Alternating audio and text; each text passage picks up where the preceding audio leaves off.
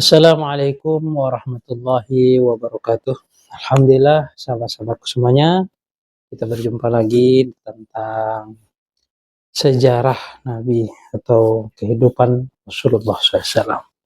Sebelum-sebelumnya kita sudah membahas tentang kepribadian Rasulullah SAW, yang tentunya dengan mengenal kepribadian Nabi, lalu kita melihat dari sirah Nabawi atau cerita tentang Rasulullah SAW sendiri, tentunya akan lebih bisa membayangkan bagaimana keadaan Rasulullah SAW yang telah Allah Subhanahu wa Ta'ala bangkitkan di kalangan orang-orang Arab pada saat itu. Yang tentunya kemarin kita sudah membahas tentang pengenalan bagaimana kondisi dari orang Arab sebelum diutusnya baginda Rasulullah SAW. Tentunya kita mengenal dari kabilah yang telah tinggal di Jazirah Arab tersebut. Dengan hal tersebut, tentunya para ilmuwan sejarah telah menulis bahwasanya ada 3 kabilah ataupun kaum-kaum yang berada di bangsa Arab, kurang lebihnya Arab Badi'ah dan Arab Aribah dan Arab Musta'rabah. Yang tentunya dengan 3 orang Arab tersebut yang telah memenuhi ataupun menempati dari Jazirah Arab. Jazirah Arab yang mana Arab itu sendiri artinya adalah padang pasir ataupun suatu tempat yang tidak ada tumbuhan ataupun tanaman, tidak ada tanda kehidupan, sehingga sejauh mata memandang adalah gurun padang pasir yang tentunya hal tersebut tidak ada kehidupan di dalam tersebut. Namun ketika orang-orang Arab selalu singgah atau ada yang berhenti di suatu tempat tersebut, yaitu di Jazirah Arab. Dan dikala cerita hal itu, kita sudah sampai kepada cerita orang yang pertama kali tentunya di Jazirah Arab. Bukan berarti beliau adalah yang pertama kali, sudah ada di dalam suatu catatan sejarah yang pastinya mereka tidak tinggal di tempat yang dikunjungi oleh Nabi Ibrahim alaihissalatu wassalam, yang tentunya beliau meninggalkan Siti Sarah dan anaknya yaitu Nabi Ismail alaihissalatu wassalam. Tentunya yang disebut dari Arab Musta'rabah ini adalah dari keturunan Nabi Ismail alaihissalatu wassalam yang bisa juga disebut dengan Arab Adnaniyah. Pada saat itu tentunya Nabi Ibrahim alaihissalatu wassalam, beliau telah memiliki istri yang namanya yaitu Sarah. Pada saat itu Sarah ini ada suatu hal dari seorang raja Mesir, yaitu biasa disebut Fir'aun, telah memberikan suatu jebakan ataupun suatu siasah kepada istri Nabi Ibrahim alaihissalatu wassalam. Namun ternyata beliau telah melihat ada derajat yang khusus atau memiliki hubungan yang kuat kepada Rabb-nya atau Allah Subhanahu wa Ta'ala, sehingga beliau pun ta'zim ataupun hormat atas hal tersebut, sehingga beliau telah menghadiahkan seorang budak.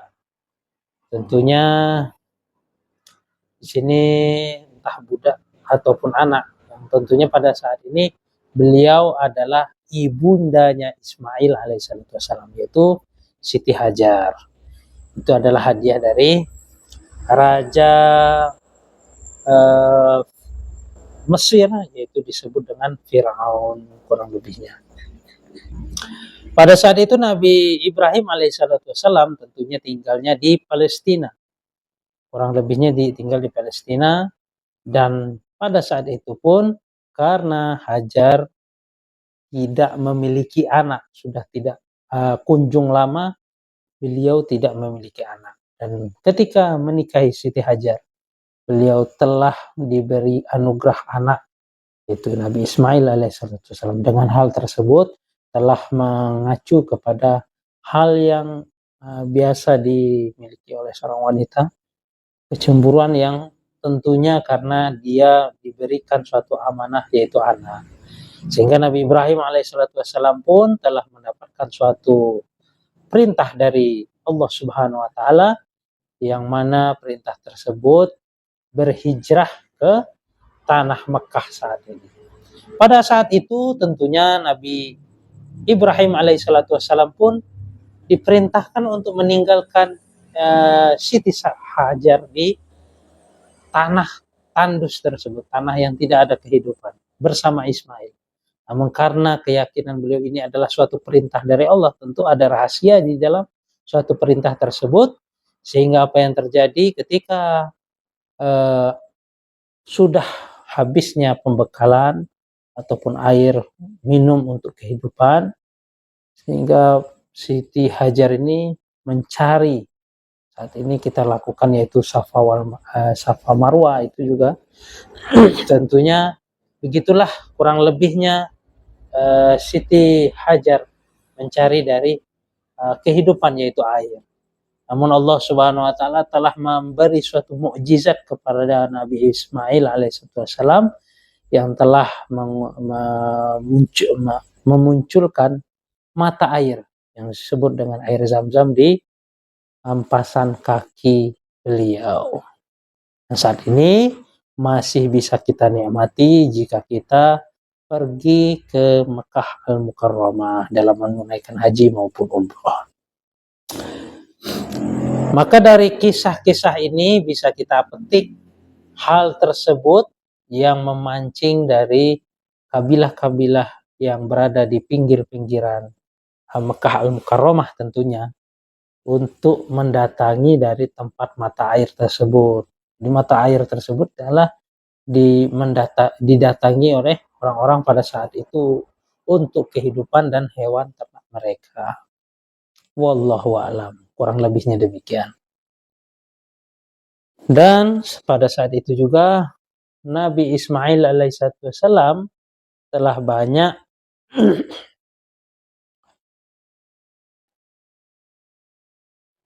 melakukan perjalanan tersebut, yang pernah juga mengalami suatu hal yang diperintahkan oleh Allah Subhanahu wa taala melalui ayah handanya yaitu Nabi Ibrahim alaihissalam untuk menyembelihnya. Dan alhamdulillahnya di situ hanya suatu ujian yang mana Allah Subhanahu wa taala telah menggantikan seekor kambing, dan tentunya kambing tersebut juga di dalam catatan mengatakan itu kambing yang telah dikorbankan dari anak dari Nabi Adam alaihissalam. Wallahu a'lam. Karena pada saat itu juga pengorbanan ataupun suatu hal korban kepada Zat yang Maha Agung itu langsung diambil oleh Allah Subhanahu wa taala atau diangkat oleh Allah Subhanahu wa taala ke langit. Setelah Ismail alaihissalam merajak dewasa, remaja, ya, yang mana di sini diriwayatkan oleh Imam Al-Bukhari secara panjang lebar dari Ibnu Abbas yang marfu. Intinya bahwa sebelum remajanya Nabi Ismail, beliau telah belajar bahasa Arab dari kabilah Jurhum. Nah, dari situlah karena merasa tertarik kepadanya, maka mereka mengawinkan kepada seorang wanita dari kalangan mereka. Dan pada saat itu pun Nabi Ismail alaihissalam telah meninggal ibundanya yaitu Siti Hajar. Dan pada suatu saat Nabi Ibrahim alaihissalam berkunjung kepada Nabi Ismail alaihissalam yang tidak bertemu kepada Nabi Ismail, dan pada saat itu pun beliau telah mendatangi istri Nabi Ismail. Dan ternyata istri Nabi Ismail alaihissalam telah mengeluh dari kehidupannya yang yang mana istri Nabi Ismail alaihissalam telah mengeluh dengan kemelaratan yang telah menimpanya, sehingga ia mengeluh kepada Nabi Ibrahim alaihissalam, yang keluhan tersebut menyatakan kesusahan-kesusahan yang ia alami. Dan Nabi Ibrahim alaihissalam pun menitip suatu pesan kepada Nabi Ismail alaihissalam, yaitu pesannya mengubah dari pintu rumahnya. Setelah istrinya tersebut memberi tahu kepada Nabi Ismail alaihissalam, tentunya Nabi Ismail alaihissalam pun paham atas hal tersebut yang membuat beliau melakukan hal yang tentunya diperintahkan oleh ayahanda beliau, yaitu mengganti dari istrinya. Dan kemudian beliau menikah lagi, dan pada saat itu juga, pada suatu saat juga Nabi Ibrahim alaihissalam telah mengunjungi dan bertanya kepada istrinya. Tentunya istrinya banyak sekali mengatakan bersyukur dan puji syukur kepada Allah Subhanahu wa taala. Dan pada saat itu pun Nabi Ismail dan Nabi Ibrahim bertemu di suatu tempat yang kurang lebihnya Nabi Ismail alaihissalam bersikap bagaikan anak yang tidak pernah kunjung bersua kepada ayahnya, dan ayahnya pun demikian. Dan ayahnya telah berpesan berpeganglah kepada pintu rumah tersebut. Sehingga dari hal tersebut beliau telah memiliki anak, yaitu 12 anak, yang dari mereka lah menjadikan 12 kabilah. Kurang lebihnya yaitu semuanya laki-laki. Dari namanya Nabat atau Nubuyut, Qaidar, Atba'il, Mibsan, Mibsha, Duma, Misha, Hadad, Taiman, Yatsur, Nafis, dan Qaiduman. Dari mereka inilah kemudian berkembang menjadi 12 kabilah yang semuanya menetap di Mekah untuk sekian lama. Pokok pencarian mereka adalah berdagang, membentangkan dari negara Yaman hingga ke negeri Syam dan Mesir. Jadi mereka ini adalah berdagang. Selanjutnya kabilah-kabilah ini menyebar di berbagai penjuru Jazirah Arab, bahkan keluar Jazirah Arab. Alhamdulillah, saat ini kita akan melanjutkan dari kisah yang akan kita ceritakan.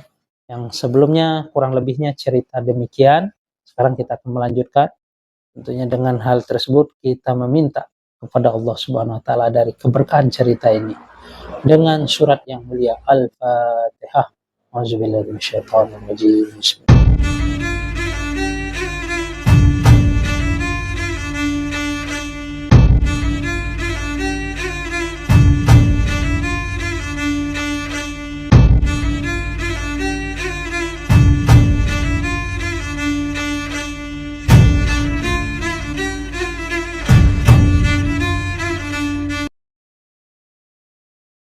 Alhamdulillah sahabat-sahabat semuanya, kita akan melanjutkan dari 12 anak Nabi Ismail alaihissalam, yang tentunya dari mereka inilah yang terus berkembang sehingga mewujudkan 12 kabilah yang tentunya menetap di Makkah Al-Mukarramah sekian lama.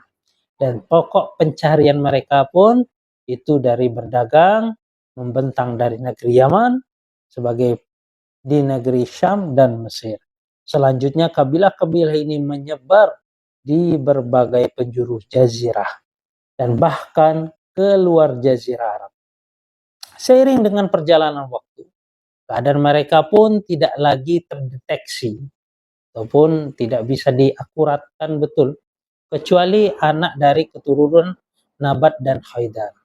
Kemarin kita sudah bercerita bahwa dari anak keturunan dua inilah, Nabat dan Khaidar, yang tentunya peradaban dari mereka, yaitu dari anak keturunan Nabat, bersinar di Hijaz Utara.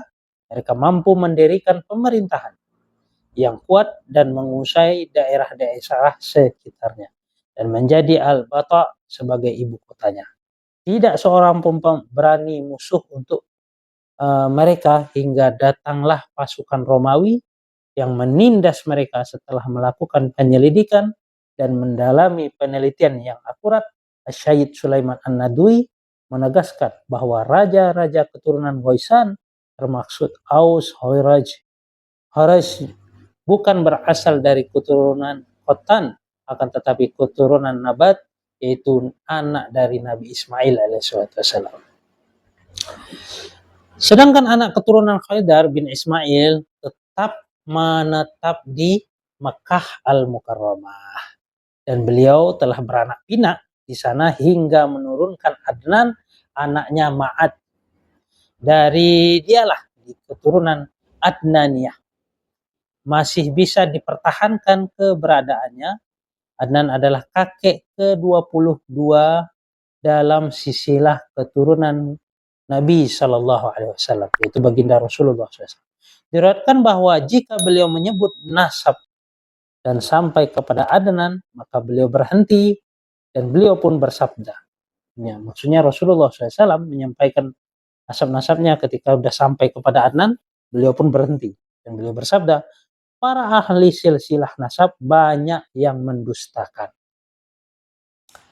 Lalu beliau tidak melanjutkan. Dari segolongan ulama memperbolehkan mengangkat nasab dari Adnan ke atas dengan tidak mengangkat dari nasab dari Adnan ke atas dengan berlandasan kepada hadis yang memang mengisyaratkan hal ini. Menurut mereka, antara Adnan sampai Nabi Ibrahim alaihissalam ada 40 keturunan. 40 keturunan yang didasarkan kepada penelitian yang cukup mendetail. Keturunan Ma'ad dari anaknya Nizar setelah berpencar kemana-mana, menurut suatu pendapat Nizar adalah satu-satunya anak Ma'ad. Sedangkan Nizar sendiri mempunyai 4 anak yang kemudian berkembang menjadi 4 kabilah yang besar, yaitu Iyad, Anmar, Rabi'ah, dan Muzar. 2 kabilah terakhir ini yang paling banyak marga dan sukunya. Dari Rabi'ah ada Asad bin Rabi'ah, Anzar, Abdul Qais, 2 anak Wa'il, Bakar dan Taklib, Hanifah, dan lain-lain. Sedangkan kabilah Mudhar berkembang menjadi 2 suku yang besar, yaitu Qais Ailan bin Mudhar dan marga-marga Ilyas bin Mudhar. Dari Qais Ailan ada Bani Sulaim, Bani Hawazin, Bani Ghatfan. Dari Ilyas bin Mudhar ada Tamim bin Murrah, Huzaifah bin Mukrikah, Bani Asad bin Huzaimah yang marga Kinanah dan Huzimah. Dan Kinanah ada Quraisy, yaitu anak keturunan Fard bin Malik bin An-Nadhr bin Kinanah. Quraisy terbagi menjadi beberapa kabilah. Yang terkenal adalah Jumur, Sar, Adi, Qasum, Taim, Zuhrah, dan suku-suku Quraisy bin Kilab, yaitu Abdul Dar bin Qusay, Asad bin Abdul Uzza bin Qusay, dan Abi Manaf bin Qusay. Abi Manaf mempunyai 4 anak, yaitu Abi Hasham, Naufal, Abi Al-Muthalib, dan Abi Hashim. Hashim adalah keluarga yang dipilih Allah, yang mana dianugerahkan baginya Muhammad bin Abdullah bin Abdul Muttalib bin Hashim. Rasulullah SAW pun pernah bersabda, Inna Allah astafa min walidi Ibrahim Ismail wastafa min waladil Ismail Bani Kinanah wastafa min Bani Kinanah Quraisan wastafa min Quraisy Bani Hashim wastafa min Bani Hashim. Sesungguhnya Allah telah memilih Ismail dari anak Nabi Ibrahim, memilih Kinanah dari anak Ismail, memilih Quraisy dari Bani Kinanah, yang memilih Bani Hashim dari Quraisy yang memiliki dari Bani Hashim. Diambil dari Muslim dan Tirmizi. Dari Abbas bin Abdul Muttalib, dia berkata Rasulullah SAW pernah bersabda, Inna Allah khalaqal khalqa faja'alani min khairihim min khairi firaqihim wa khairul fariqani summa tahayral qabaila wa ja'alani min khairi qabilatin summa tahayra buyuta wa ja'alani min khairi buyutihim fa anna khairuhum nafsa wa khairuhum baita. Sesungguhnya Allah menciptakan makhluk lalu menjadikanku dari sebaik-baik golongan mereka dan sebaik-baik dari dua golongan. Kemudian memilih berapa dari kabilah, lalu menjadikan dari sebaik-baiknya kabilah. Kemudian memilih beberapa keluarga, lalu menjadikanku dari sebaik-baiknya keluarga mereka. Maka aku adalah sebaik-baik diri dan sebaik-baik keluarga dari antara mereka. Setelah anak-anak Adnan menjadi banyak, mereka berpencar di berbagai tempat di penjuru Jazirah Arab. Masing-masing mencari tempat yang strategis di dalam daerah yang subur. Abul Qais atau anaknya Bakr bin Wa'il serta anaknya Tamim pindah ke Bahrain dan telah menetap di sana. Sedangkan Bani Hanifah bin Sa'al bin Ali bin Bakr pindah ke Yamamah dan menetap di Hijaz, ibu kota Yamamah. Semua keluarga Bakr bin Wa'il menetap di berbagai penjuru Yamamah, membentang hingga ke Basrah.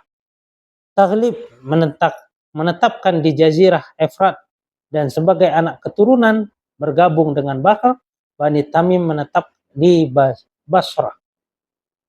Bani Sulaim ke Khaybar di bagian timur Madinah dan penghujung Qurah. Syakif menetap di Taif dan Hawazim di timur Mekah antara Mekah dan Basrah. Bani Asad menetap di timur Taiman dan barat Kufah, dan mereka dan Taiman ada perkampungan Batur dari Taji. Sedangkan jarak dari tempat mereka ke Kufah bisa ditempuh selama perjalanan 5 hari. Zuyah menetap di daerah di Mekah ada satu suku, yaitu suku Quraisy. Mereka berpencar-pencar dan tidak ada sesuatu yang bisa menghimpun mereka, sehingga muncullah Qusay bin Kilab, ialah yang telah menyatukan mereka dan membentuk dari kesatuan yang bisa mengangkat dari kedudukan mereka. Kurang lebihnya demikian.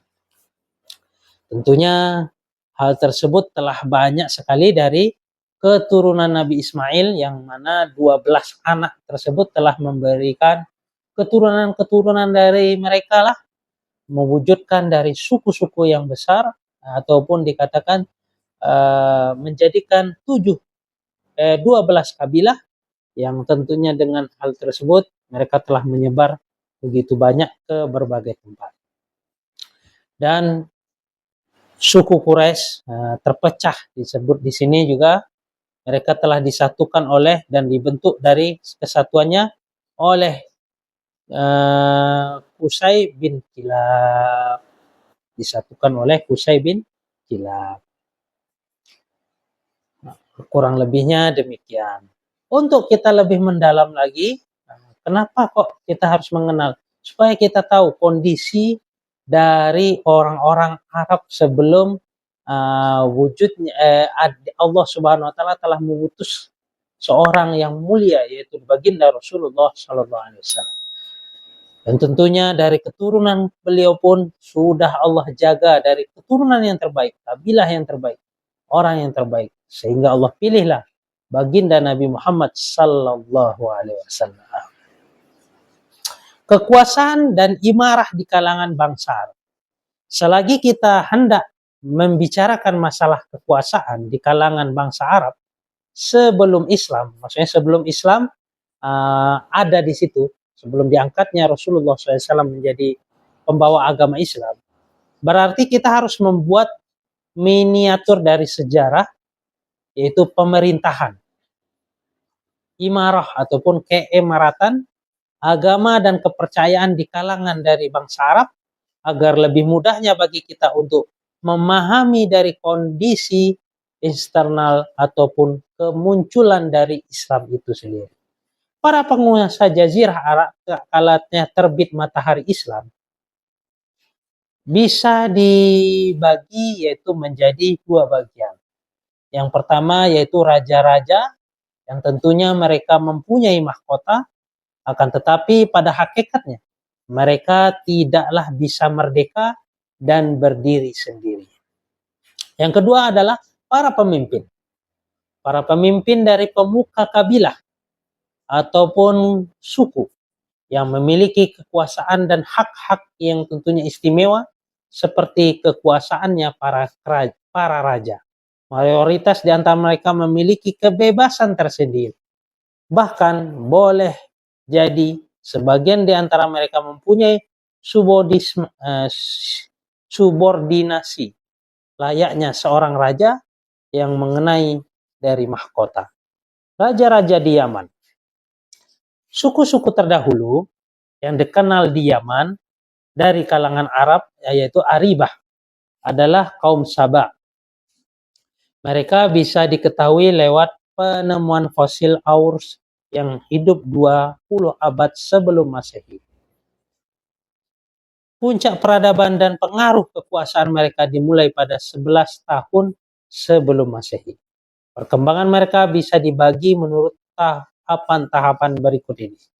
Yang pertama yaitu abad-abad sebelum tahun 650 sebelum Masehi. Raja-raja mereka saat itu bergelar adalah Maghrib Sabah dengan ibu kota Sarawah. Puing-puing peninggalan mereka dapat ditemui dengan menempuh perjalanan sehari ke arah barat dari negeri Ma'rib yang dikenal dengan istilah Khoribah. Pada zaman mereka lah dimulai pembangunan bendungan yang dikenal dengan nama Badu'ah Ma'rib yang sangat terkenal dalam sejarah Yaman. Ada yang mengatakan wilayah kekuasaan kaum Sabah ini meliputi daerah-daerah jajahan di negeri Arab dan di luar Arab.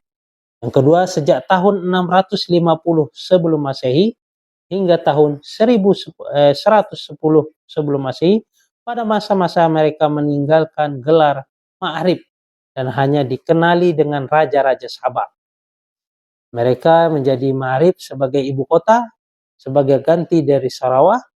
Puing-puing kota ini dapat ditemukan sejauh 60 mil dari San'a ke arah timur. Yang ketiga, sejak tahun 115 sebelum Masehi hingga tahun 300 Masehi, pada masa-masa kabilah Himyar dapat mengalahkan kerajaan Sabah dan menjadikan Raidan sebagai ibu kotanya. Sebagai ganti dari Ma'rib, kemudian Raidan diganti menjadi Dafah. Puing-puing peninggalannya dapat ditemukan di sebuah bukit yang di sekitarnya dikelilingi pagar dekat Yarin. Pada masa itulah mereka mulai jatuh dan runtuh. Perdagangan mereka bangkrut sebagai akibat dari perluasan kekuasaan kabilah Nabat ke utara dan Hijaz. Ini sebab pertama. Sebab lainnya karena bangsa Romawi telah menguasai jalan-jalan perdagangan lewat laut setelah mereka dapat menguasai Mesir, Suriah, bagian Hijaz utara. Sebab lainnya dan lagi adanya persaingan antara kabilah-kabilah. Di sana faktor inilah yang menyebabkan perpecahan dari keluarga Qattan dan mendorong mereka untuk berpindah ke negeri Syam. Yang keempat, sejak tahun 300 Masehi hingga masuknya Islam ke Yaman. Pada masa-masa itu sering diwarnai kekacauan, keributan, revolusi, perperangan antara suku yang justru membuat mereka menjadi mangsa bagi orang lain. Hingga kemerdekaan mereka pun terenggut pada masa itu bangsa Romawi masuk ke Adan.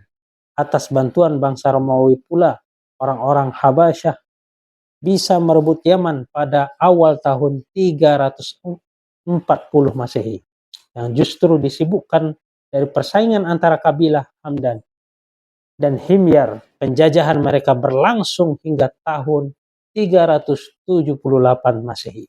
Kemudian Yaman bisa mendapatkan kemerdekaannya lagi, tetapi kemudian bendungan Ma'arib jebol hingga menimbulkan banjir besar seperti disebut di dalam Al-Quran dengan istilah Saidulul Aram pada tahun 450 atau 451 Masehi. Setelah itu disusul lagi satu kejadian besar yang mengakibatkan ambruknya peradaban mereka dan mereka pun terpecah belah.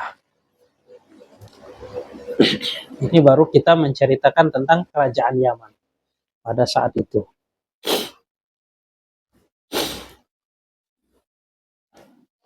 Pada tahun 523 Masehi, Zulnuman seorang Yahudi telah memimpin pasukannya menyerang orang-orang Masehi, maksudnya para pengikut dari agama Isa Al-Masih dan penduduk Najran, dan berusaha memaksa mereka meninggalkan agama Masehi, yaitu agama yang dibawa oleh Nabi Isa.